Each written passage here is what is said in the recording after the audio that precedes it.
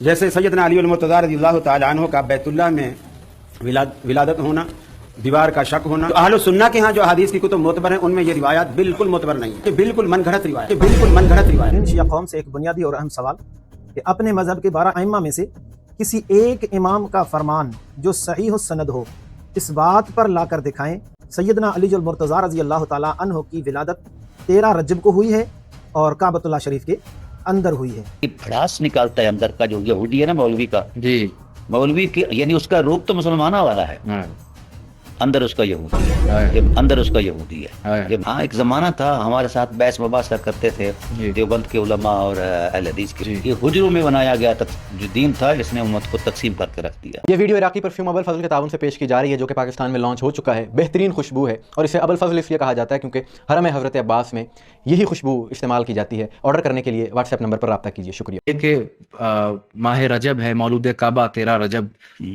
جشن کے سلسلے ہوتے ہیں، میلاد کے سلسلے ہوتے ہیں۔ اسی حوالے سے ایک مولوی صاحب ٹی وی پر کہہ رہے تھے، اہل سنت کی نمائندگی کر رہے تھے، انہوں نے کہا جی کہ کوئی روایت ایسی نہیں ملتی کہ مولا علی کی ولادت خانہ کعبہ میں ہوئی ہو۔ آپ اس بارے میں کیا کہتے تکلیف مولا کی ولایت سے ہے، مولا کی ذات سے ہے، اور یہ عین یہودیت ہے، ہیں؟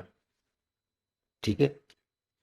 اس پر تو پھر مجھے 40-45 گھنٹے درکار ہیں کہ میں یہودیت کو کیسے ننگا کرتا۔ سرگس اتنا ہے کہ میرے ایک عزیز ہیں، شاگرد بھی ہیں، دوست بھی ہیں، جی ڈاکٹر اقبال چشتی صاحب، اس نے پوری کتاب لکھی ہے، ٹھیک۔ اور انہوں نے صرف تاریخی روایات کا سہارا نہیں دیا، انہوں نے حدیث اور اس کی صحت کا جی دلائل دے کر مسلمہ حدیث سے ثابت کیا ہے کہ مولا کائنات کعبۃ اللہ ہی کے اندر پیدا ہوا۔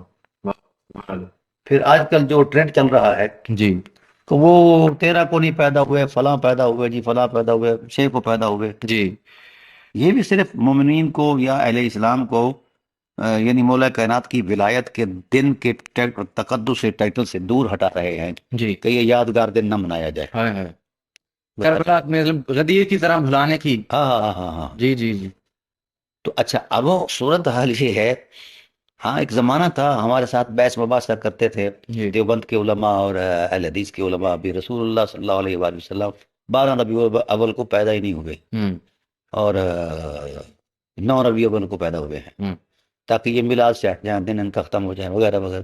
اصل غرض تو رسول اللہ کی ذات سے تھی، ٹھیک ہے نا۔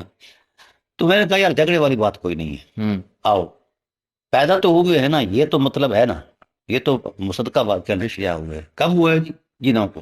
میں نے کہا ہم آپ کے پاس 9 کو آ رہے ہیں، ہم 9 کو وہاں حضور کے میلاد کی عظمت کو بیان کریں گے، اور آپ ہمارے ساتھ 12 کو آ جائیں۔ واہ واہ نہیں آتا تو چلو 9 والا ہی کافی ہے۔ ہاں تو یہ سارے تصورات کی بلا جی جعلی ہیں، یہ بھڑاس نکالتا ہے اندر کا، جو یہودی ہے نا مولوی کا، جی مولوی کی یعنی اس کا روپ تو مسلمانہ والا ہے، ہاں اندر اس کا یہودی ہے۔ ہاں یہ مولا کائنات کی ولادت کے بارے میں اپنی خیال آرائی کے تصورات پر اترتا ہے، یعنی بغض علی بغض علی ہے، اس کے علاوہ کچھ نہیں۔ بہترین آپ یہ جو مولا کائنات کی یادیں ہیں نا جی دیکھیے، جب آپ کسی حرمت مآب حقیقت کو پیش ہی نہیں کریں گے تو لوگوں کو اس کی دعوت کیسے دیں گے؟ ہاں اسی طرح میلاد شریف پہ ہوتا ہے کہ جب رسول اللہ صلی اللہ علیہ وسلم کی سیرت ہی نہیں بیان ہوگی جی تو دین کی طرف لوگوں کو راغب کیسے کریں گے؟ ہاں یہ تو وہی ہے، میں نے ان سے کہا ایک مرتبہ کراچی میں کسی یونیورسٹی میں میرا خطاب تھا، تو کسی نے نا چٹ لکھ دی کہ آپ میلاد نہیں بیان کریں گے۔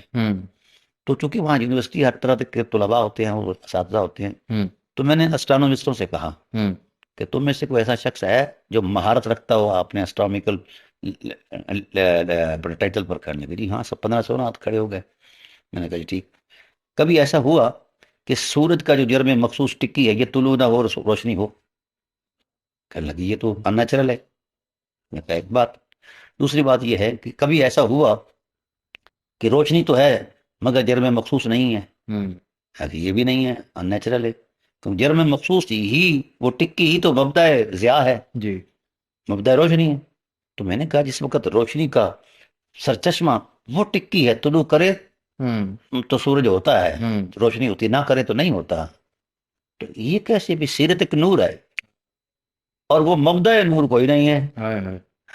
واہ واہ واہ یہ ملا کی تراش ہے۔ اس لیے میں بڑا افسردہ ہوں ملا اعظم کے تراشے ہوئے تصور دین سے۔ جی کہ حجروں میں بنایا گیا جو دین تھا اس نے امت کو تقسیم کر کے رکھ دیا ہے. بہترین. مولا کائنات علیہ الصلوۃ والسلام کا کوئی ذکر کا کوئی پہلو ہو جی وہ عین قرآن ہے. بے شک. جب رسول اللہ صلی اللہ علیہ وسلم نے نبوت کی زبان سے یہ کہہ دیا کہ القرآن مال علی والعلی والقرآن لن یفترقا حتی یرد علی الحوض، قرآن علی سے جڑ گیا ہے اور علی قرآن سے جڑے ہوئے ہیں، اور یہ اتنا جڑا اور تعلق گہرا ہے کہ اس کو قیامت بھی نہیں توڑ سکتی. اللہ. اس قیامت نے ہر چیز کا کلیجہ چیر دینا تھا، انگ انگ زخمی کر دینا تھا، پہاڑوں کو بھی روئی کی گالوں کی طرح اڑا دینا تھا.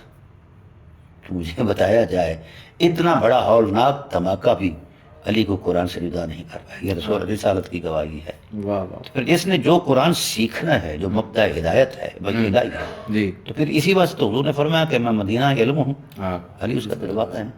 قرآن علی کے بغیر نہیں آتا. جھوٹ بولتے ہیں لوگ یہ ترجمہ شریف میں پڑھ. واہ.